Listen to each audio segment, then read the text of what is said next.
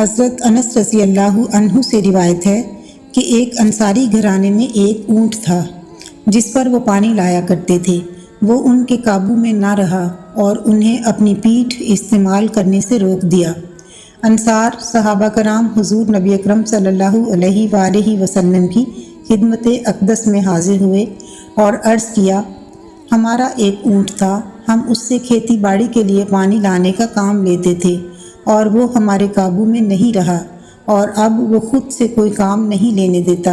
हमारे खेत खलियान और बाग पानी की किल्लत से सूख गए हैं। हुजूर नबी अकरम सल्लल्लाहु अलैहि वसल्लम ने सहाबा कराम से फरमाया, उठो। बस वो सारे उठ खड़े हुए और उस अंसारी के घर में तशरीफ़ ले गए।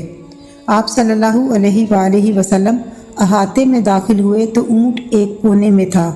हुजूर नबी अकरम सल्लल्लाहु अलैहि वसल्लम ऊँट की तरफ चल पड़े तो अंसार कहने लगे, या रसूल अल्लाह, ये ऊँट कुत्ते की तरह बाउला हो चुका है और हमें इसकी तरफ से आप पर हमले का ख़तरा है।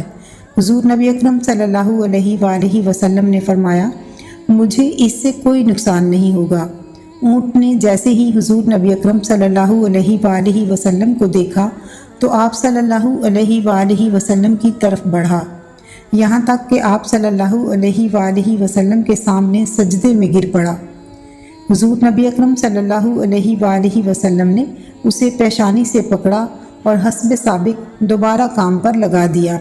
ये देखकर हुजूर नबी अकरम सल्लल्लाहु अलैहि वसल्लम से सहाबा कराम ने अर्ज़ किया, या रसूल अल्लाह, ये तो बेअक्ल जानवर होते हुए भी आपको सजदा कर रहा है और हम तो अक्लमंद हैं, इससे ज़्यादा हकदार हैं कि आपको सजदा करें। और एक रिवायत में है कि अर्ज़ किया, या रसूल अल्लाह, हम जानवरों से ज़्यादा आपको सजदा करने के हकदार हैं। आप सल्लल्लाहु अलैहि वसल्लम ने फरमाया, किसी फ़र्द बशर के लिए जायज़ नहीं कि वो किसी बशर को सजदा करे, और अगर किसी बशर का बशर को सजदा करना जायज़ होता तो मैं बीवी को हुक्म देता कि वो अपने शौहर को उसकी कदर व मंजिलत की वजह से सजदा करे।